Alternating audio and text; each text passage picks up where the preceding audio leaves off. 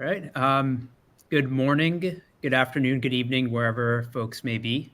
Thank you for joining us. What I hope will be a interesting and engaging discussion on emerging regulatory frameworks around tokenization and what that means for how we think and talk about blockchain networks going forward, and in particular, what it means for the public and versus private dichotomy that's been a focal point of discussions for several years now.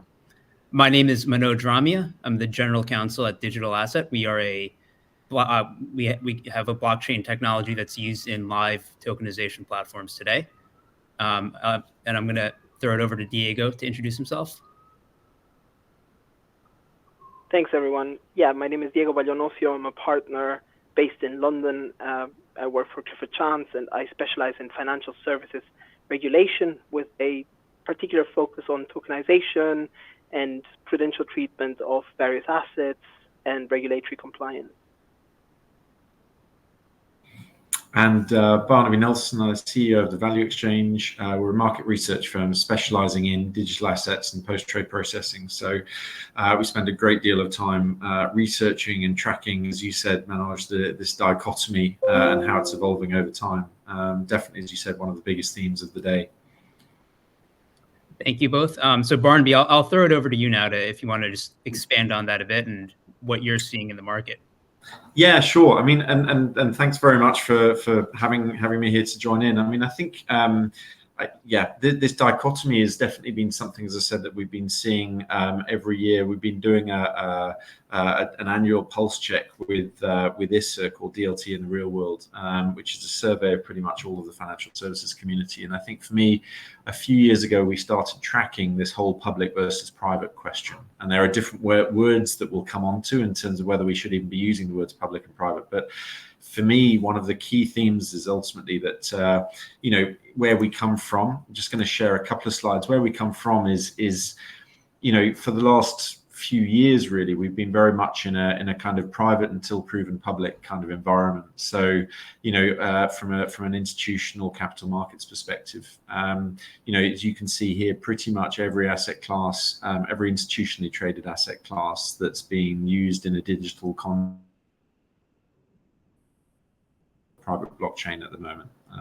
So where we come from is very, very strongly a desire to, or a need, probably more than a desire to actually to run things in a controlled environment where risks can be fully managed, identified, so on and so forth, with only the exception of, as you can see, a very small number of asset classes which are fundamentally retail driven. So cryptos, security, structured products, things like that, where we need to be able to cross the divide into the kind of more public sphere.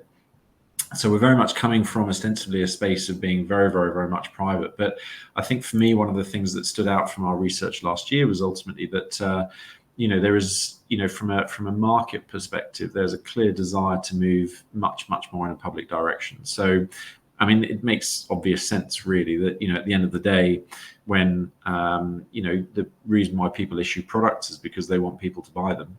You want as big an addressable market as you possibly can. And so it's no great surprise on the right-hand side, that the vast majority of asset classes are becoming more private in terms of where becoming more public in terms of where people are looking to take them. So, all the way through to some, private debt, things like that, really, really trying to actually move those on to some kind of public infrastructure. And so for me, the statistics very much show that there is this pull towards, but I think for me, it's a two-part narrative, really. One is that from a demand perspective, there's no doubt that we want to become more public, but I don't know if I cut out there for a second, but we want to become more public, but we come from a place where it's, private is very, very much the default model. And that is the dichotomy, I think, that helps hopefully to kick off this whole conversation about how we reconcile the two. Thank you, Barnaby. And if you could keep that up for a second, I think what's the most interesting statistic there is that 31% of the top right, where it's not just public blockchain, but it's public blockchain with application permissioning is where you're seeing growth or a desire to go in that direction. And I think stepping back, at Digital Asset, we've been in this space for 9 years, and this is all consistent with what we're seeing as well. As I mentioned, we have a number of institutional clients that have developed tokenization platforms using our DAML and Canton technology. And those technologies, those platforms have very tight permissioning, which is what makes them suitable for these institutions. But at the same time, we also see that same pull towards public, because when you step back and think about the financial system as a whole, it's this interconnected network of different institutions, right? And the promise of blockchain was to break through the silos within the current system and really enhance that network effect. But if you're just looking at private blockchains, you're not really going to be able to do that, because you're simply creating new silos. On the other hand, the public blockchains, a lot of them today are permissionless, which poses challenges as well. And which is why you see that statistic here about this need for public blockchain with application permissioning. And on our end, that's really what's driven what we announced last year, the Canton Network, is this idea to be able to have permissioned applications that can connect to each other to create this public network. And what's interesting, and it's sometimes a hard or challenging model to wrap your head around, but a good analogy that we like to use is the internet. When you think about the internet today, you have this public network, but you have permissioned applications, permissioned websites, where you can go to a bank's website, you can see the website, but you can't see what's on any person's account. And it's really that model that we're trying to bring to the financial system as well, to create a public permission network. And the interesting thing is, even when you look at how regulators are speaking about this at a high level, you see the same idea of connectivity being critical to the future of the financial system. With Augustine Carstens, the head of the BIS, recently gave a speech where he talked about a need for an interconnected network using DLT technology with tokenization. And that's really, I think, the future of the space. And going back to the theme of the talk, the public-private dichotomy is, I think, getting a bit stale, because it's really about public and what type of public network are you? And are you a public permissionless network, something like Ethereum, or do you have the application permissioning that you need in order to satisfy regulatory requirements? And here I think it's a good segue to Diego to talk in detail about the Basel Committee, who they are, what they've done, and what they're saying. Sure.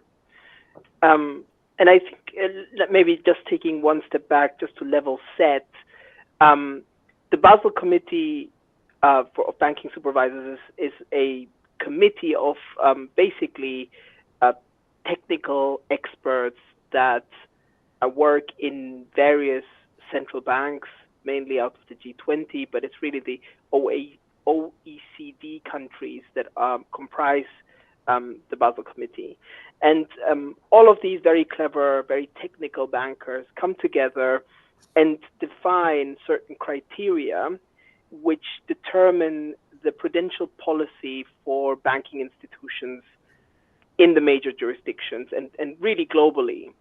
And what the Basel framework then achieves is it basically determines how much capital a bank needs to hold in respect of the various types of assets that it's exposed to. So to give you an example, if a bank gives out a loan and that loan is against a sovereign, then the capital requirement for that loan is reduced because the sovereign is a very safe counterparty. It's an unlikely counterparty to fail, and therefore your capital requirement is typically lower. Whereas if you have a counterparty that's very, very risky, the bank needs to hold a percentage, and that's typically, it started.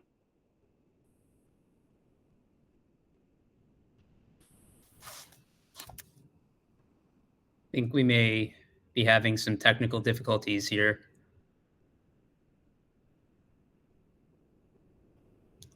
I think we may have lost Diego.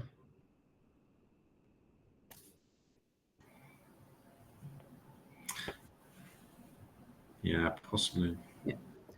Well, I will jump in, and I am not I am a lawyer, but not a bank regulatory expert. But I can provide some context on the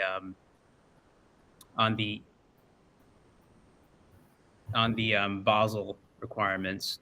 And Diego, I think, gave a good overview of where it sits in the broader context. And what's happened recently over the last 2 years is that I think we're getting Diego back. All right, there we go. Let's try and spell it for you. Sorry, I don't know what happened there. It I don't know where I was when I got booted out. You were just talking about the different risk profiles and how that affects the capital requirements. So yeah, so if you've got a sovereign, for example, as a counterparty, the capital requirement that a bank that needs to hold is lower. If you've got a riskier counterparty, the level of capital requirement for that particular asset increases. That's sort of the idea behind the Basel standards, and that was sort of the Basel I proposition. It said, you need to risk weight different assets, and you need to put in place enough capital, and that typically is 8% of the exposure is sort of the normal expected level, and that can increase to 100% of the exposure depending on how risky your counterparty is, if that makes sense. With the financial crisis of 2008 and onwards, the Basel standards have been improved, and they've been basically made more risk sensitive, where different types of risks are being identified. You have different risk buckets, etc.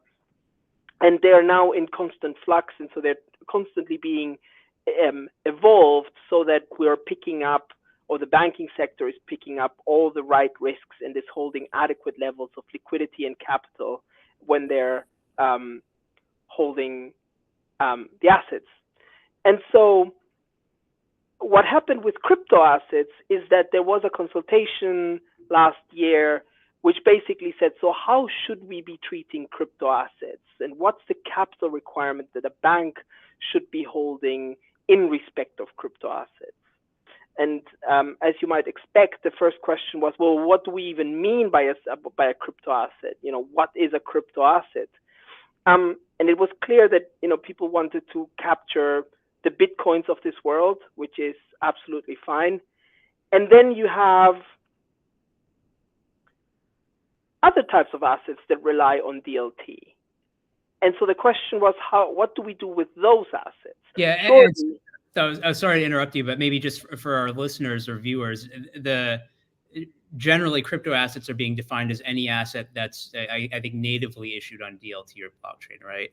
Correct. And the challenge there is, though, that it's not just Bitcoin, it's not just Ethereum or whatever you think of as crypto, but it's, if a bank is tokenizing a bond that's issued on DLT, that gets picked up in the definition too. So if you're a regulator, you need to be conscientious of that and account for that when you exactly with these standards. Exactly. And so the initial proposal from the Basel experts was, well, anything that's a crypto asset should be risk weighted very, very highly. You should have 100% capital in respect of that asset. And the banks quite rightly said, but hold on, there are lots of things that rely on DLT that are not the same as Bitcoin, because they're very, very different. In fact, there are experiments around digital bonds, digital deposits, stable coins, and things like that do rely on DLT, but are completely different from a risk profile. So can we be more precise, please? And what we got was basically a two-tier structure. We talk about what's referenced as Group 1 assets and Group 2 assets, and the Group 1 asset class is divided into Group 1A and Group 1B. Group 2 is basically the catch-all. Anything that doesn't fall within Group 1A and Group 1B falls within Group 2. And that's your Bitcoin, your traditional cryptos that may be very, very volatile, and where you really need to exercise lots of caution because you don't know what you're getting. There's normally no right associated with those assets.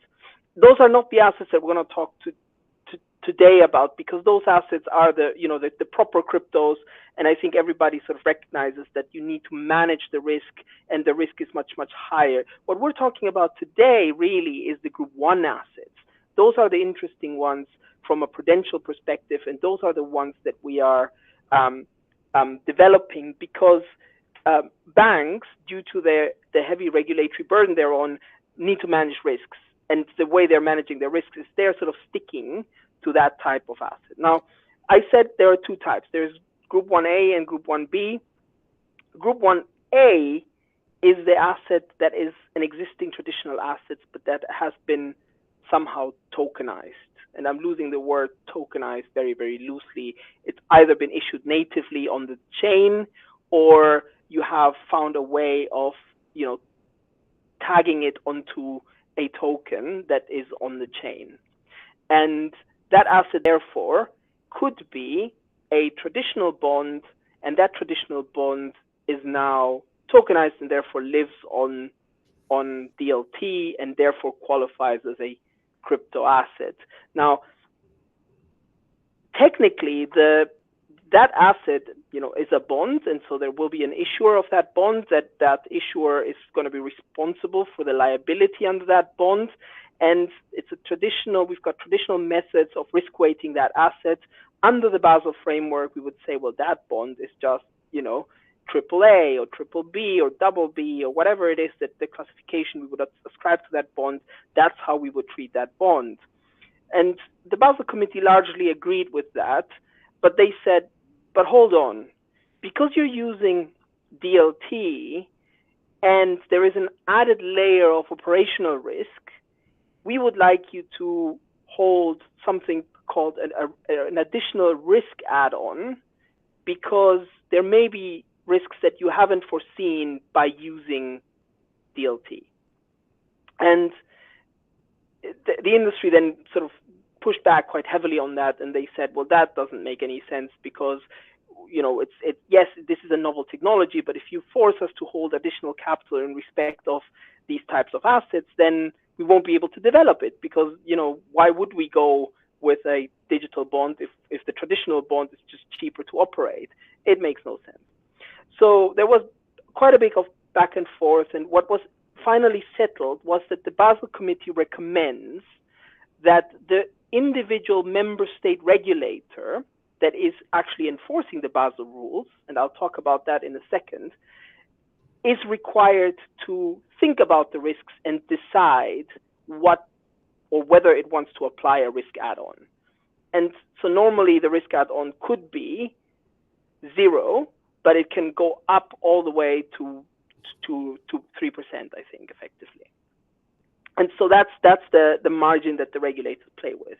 And I think this is a good segue to talk about how the Basel Committee, how the Basel framework actually works, and how it gets implemented, because people sort of tend to think.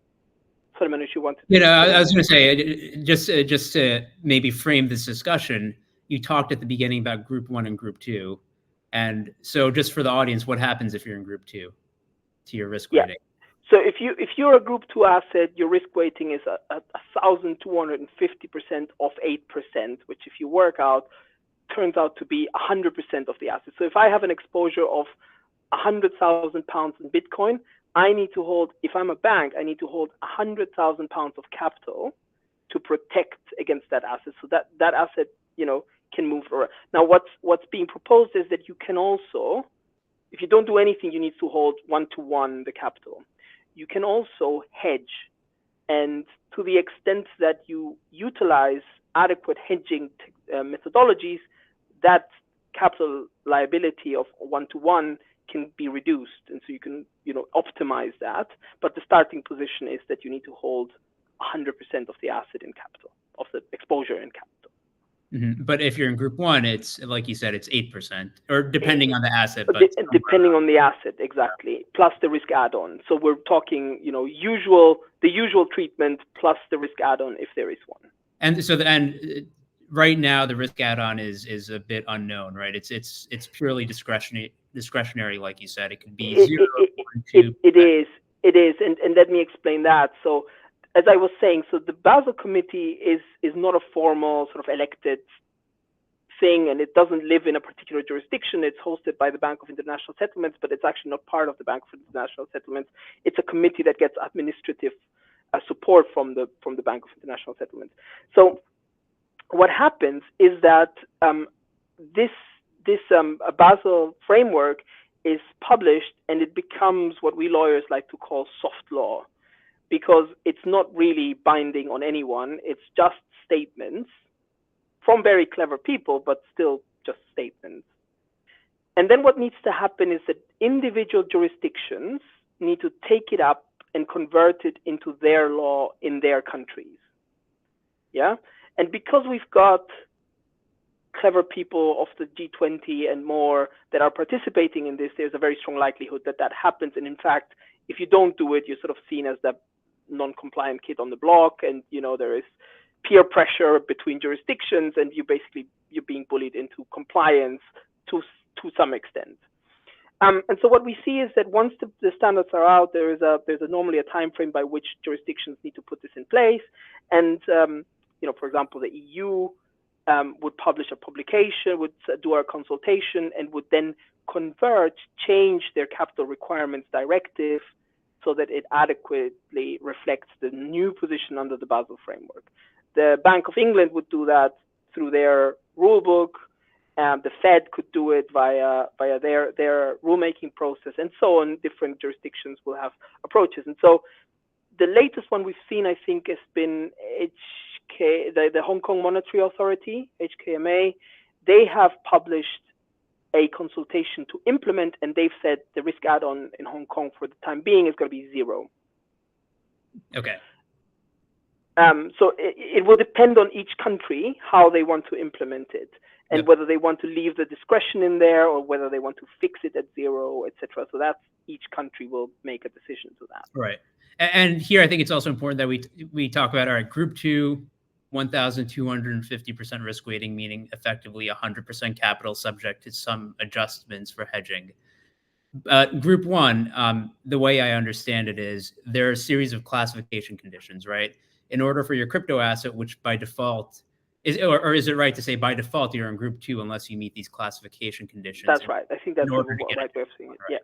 Yeah. And one of these, I think, relevant to our conversation, I think, is the third classification condition around technology. I don't know if you want to speak to that, but that really drives at the conversation we're having today about, well, I'm tokenizing a financial asset. How do I make sure I stay in Group 1? Exactly. So maybe just before we dive into condition 3, which is the main point we want to make, the other conditions are all about the rights and obligations that you get. So basically, the idea is that you go through these classification conditions and you're able to satisfy yourself that the asset that you're investing in has a clear risk profile. You understand what rights and liabilities you get, and in fact, you can treat it in the exact same way as you would treat the underlying asset, And in the context of the classification condition 3, the question is how the issuance, the validation, and the technology actually operates with the asset.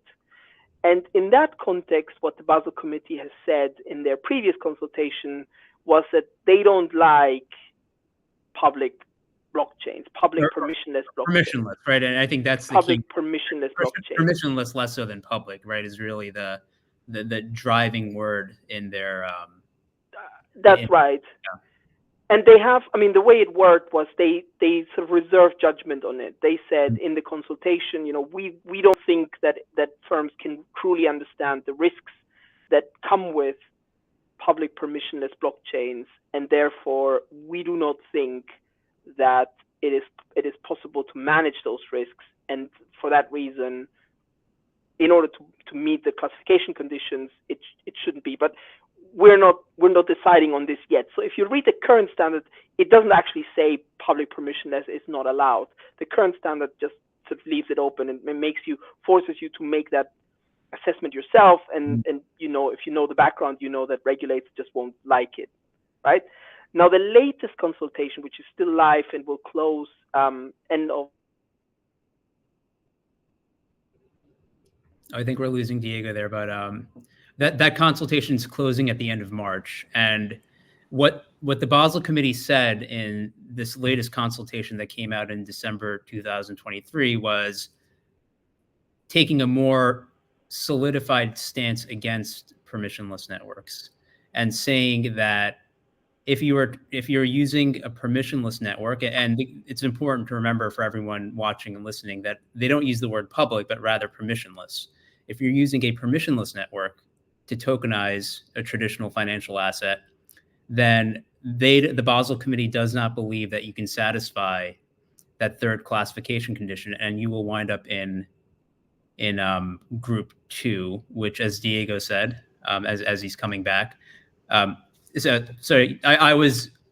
went into what the Basel Committee was saying in December 2023, which is that they took a more firm stance against permissionless networks in the consultation document, and that you cannot be in group 1, right? If you want exactly. They basically said, we've thought about it, we've decided, and we don't think that risks can be adequately managed, and therefore, if you want to be in group 1, you can't use a public permissionless blockchain. Yeah.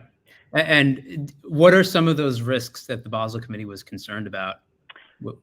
Yeah. So one of the risks they talk about is the idea of the gas fee payment. There's an AML and sanctions risk that's grouped as that, right?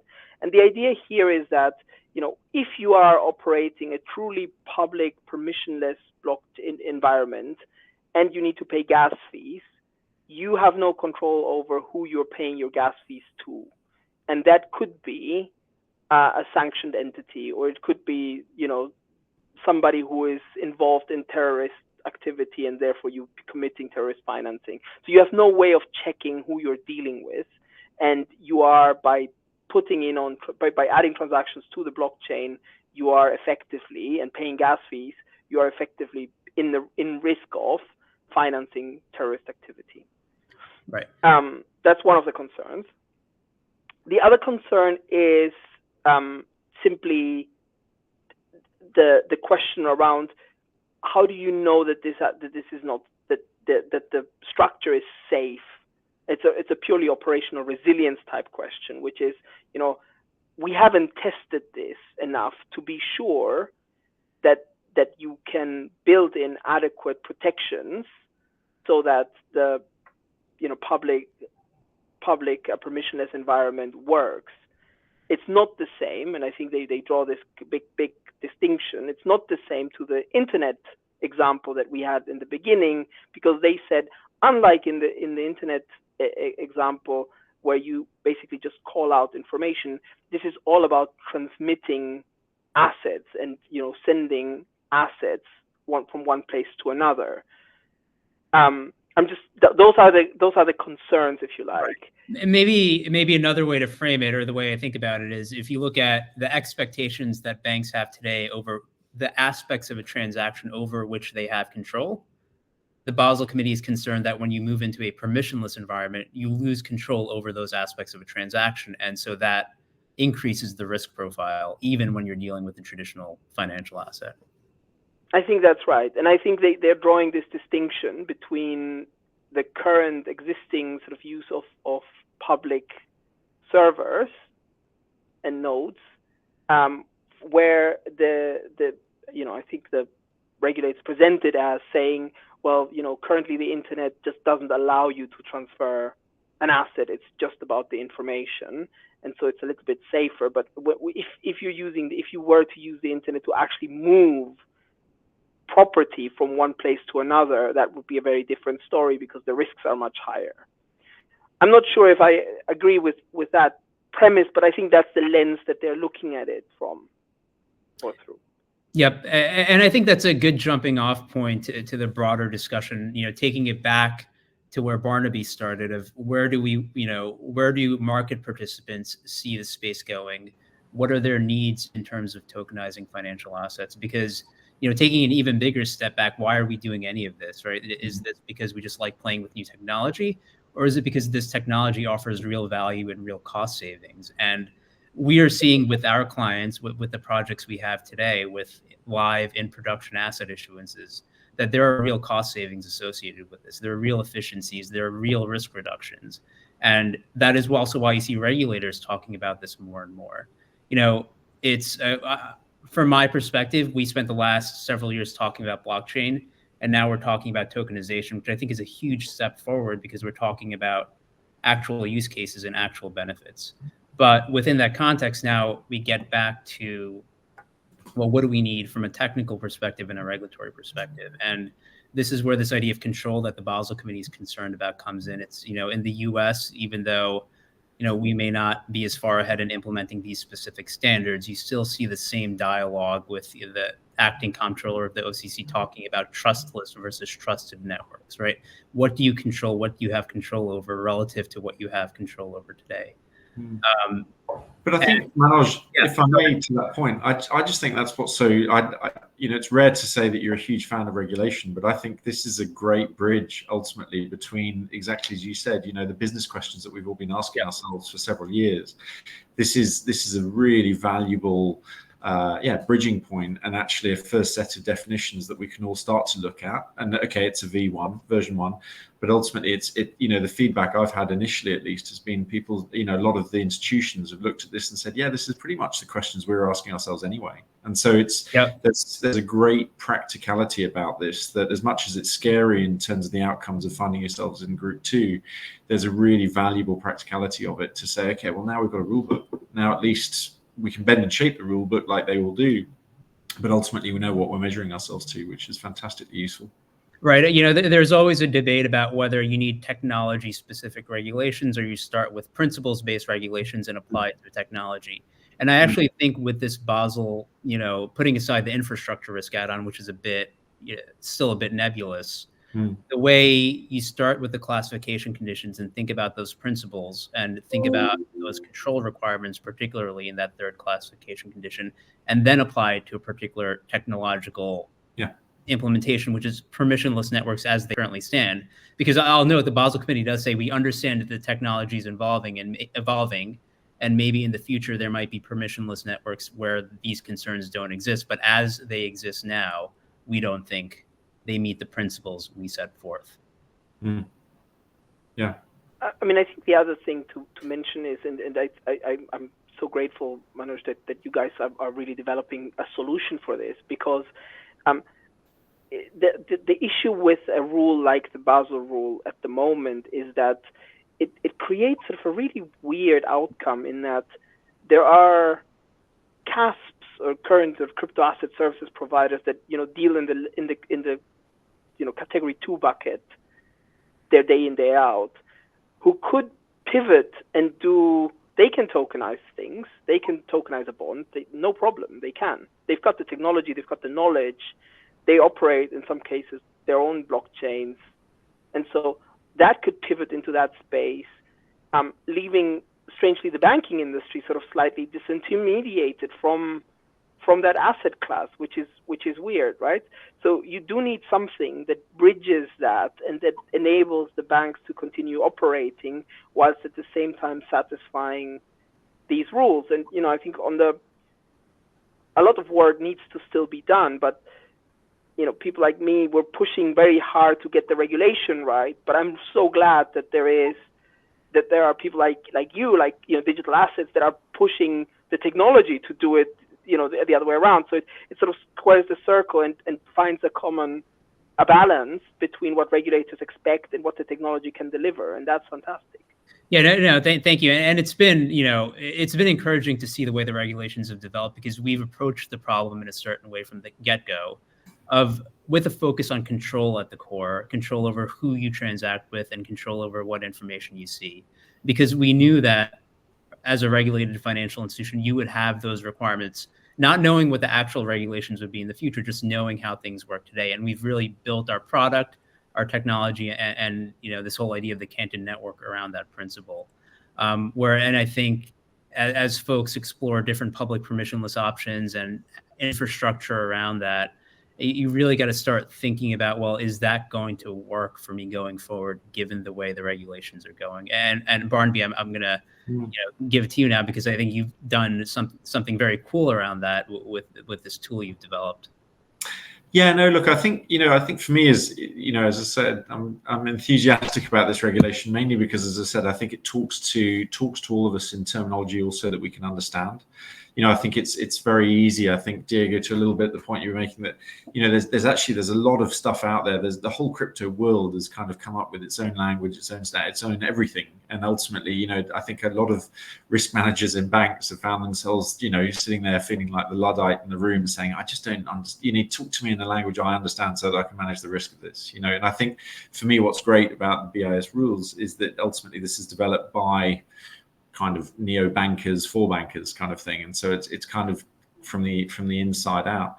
And so therefore, it really does come down to a set of basically about 10, 15 questions that essentially anyone should be able to answer about their digital asset network, spanning everything that we've covered. So the nature of the asset, how it reflects an underlying, but then also the behavior of the design of the network in terms of the ability to manage anti-money laundering and so on and so forth. So what we've done is very simply, and I'm just going to quickly just walk us through, but ultimately we've got there's a portal online that anyone can come to, and actually we're just going to ask you those same questions.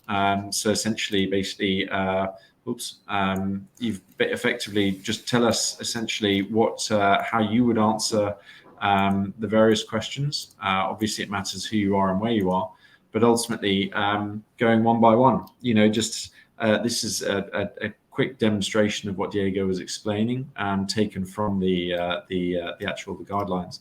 But essentially, we walk you through each point one by one, and then at the end of this, essentially, we will tell you honestly whether your project, if it's depending on kind of projects that you're using, so on and so forth, we'll tell you whether you're Group 1 or Group 2 based on some early views, and that way, hopefully, you can at least get to the point where using words that I can understand, and hopefully that anyone else can understand, and using the terminology that's there, the aim is to try to dispel the whole, oh my gosh, this is all crypto chat and I just can't make sense of this, and it's all BIS regulation and I need to call, no disrespect, but I need to call a lawyer and to source it out. This can at least tell you whether you need to call a lawyer in the first place, or whether when you call the lawyer, you've got a good baseline to work with. Right. Diego to get that. Exactly. So it's a 5-minute tool, but ultimately the aim is really to help put this into people's hands so that they can understand very quickly, very easily, is this something that actually am I Group 2 or am I Group 1A or Group 1B? Great. I have a question for Diego, actually. I think we're getting into the Q&A time, but I think this comes up a lot. And you alluded to this earlier, and I did a bit too, but where are we in the implementation phase, right? Hong Kong, obviously, they've put something out.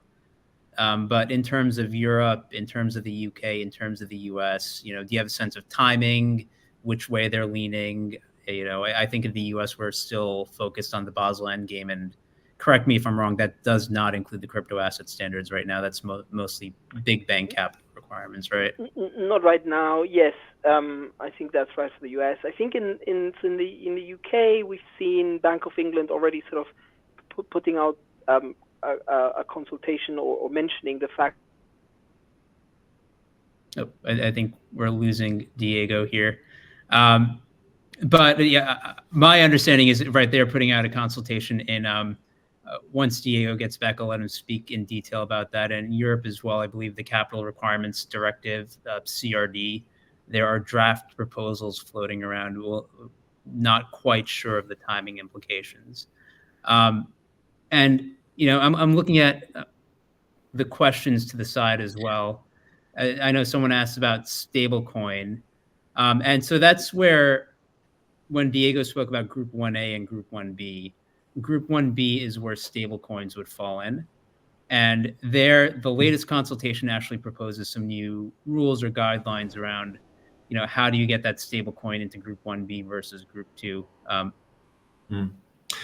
But I think, Manoj, for me, the interesting one about even the use of stablecoins is again, if you kind of dumb it down a little bit, what's great is, for me, the guidance is very practical in terms of saying, okay, so what is the asset? Is it referencing an underlying? If it is referencing an underlying in terms of some kind of unit of value, $1, an ounce of gold, et cetera, and there's a robust linkage between the two, then great. If not, then ultimately, and if it links to another digital asset or crypto assets.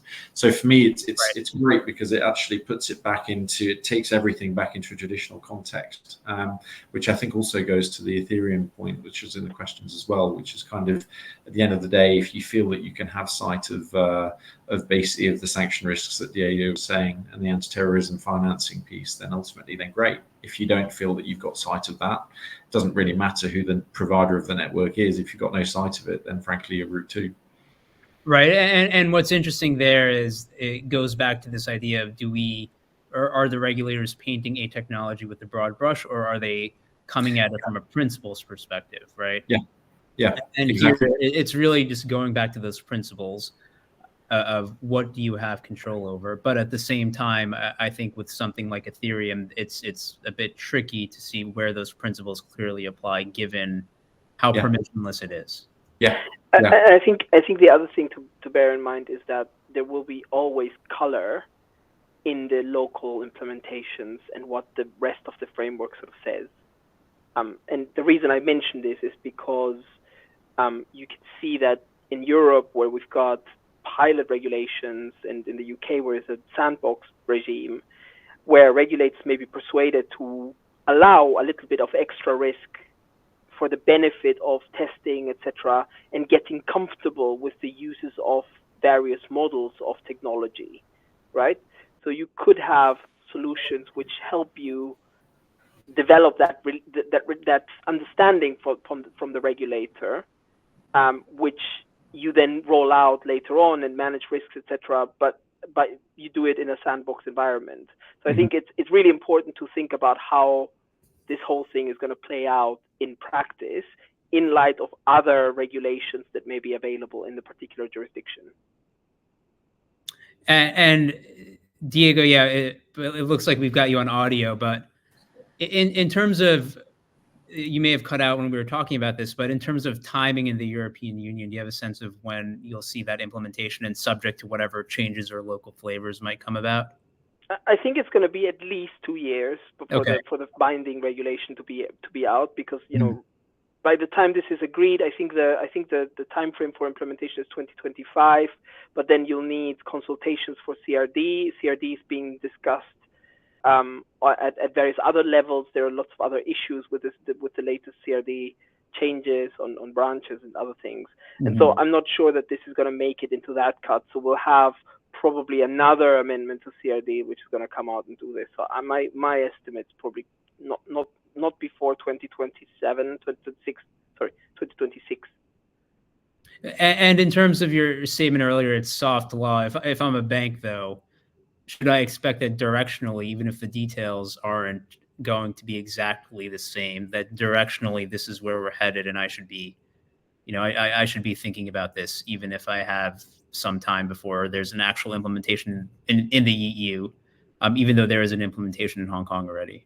Yeah, I think you should be planning for this, because we've seen regulators are starting to react to the publication and starting to impose it just using general principles, right?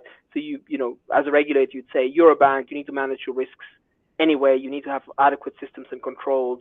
How is that in tune with that requirement? And so, in this particular point about which public versus private and permissionless versus permissioned, I think that's an easy one for regulators to start implementing now without even having to look at the classification conditions. So definitely plan ahead and be in tune. Right. And I think, just to bring this back to where we started, it's, and looking at what Barnaby had presented at the beginning with his slides, the future of this space really is public permissioned, because the private networks don't get you the connectivity you need, and the permissionless networks don't give you the control that you need to fit within these regulatory requirements. That's directionally where we're headed. It's I think interesting and exciting, because this is really a new stage or era in blockchain, where, again, we're talking about tokenization, not blockchain in the abstract, talking about real use cases and real cost savings and efficiency gains, with a focus on control, and how do you ensure that the technology you're using gives you the control that you need to fit within the regulatory requirements that are coming about. And with that, I think, this might be a good place to stop, unless Barnaby or Diego, you had any final thoughts? No, I mean, maybe just for me, I think, as I said, I think, you mentioned, there's a lot of consistency in all the different questions that we're asking across the industry: trustless, trusted, permissionless, so on and so forth. I think for me, what's great about this is it is a direction of travel, and I think it's very, very hard not to pay attention to it. Whether, as we said, we pay attention to it to the letter right now in February 2024 is probably up for discussion. But I don't think it's one of those things that any of us can afford not to be actually learning up on, studying, and familiarizing ourselves with. Because, as you said, Manoj, this is principles based, and these principles are going to keep on echoing from here on. Great. All right. Thank you, Barnaby and Diego, and thank you everyone for joining. I hope this was an interesting and engaging discussion. Thanks, everyone, and sorry for the technical issues there. Thank you. Bye.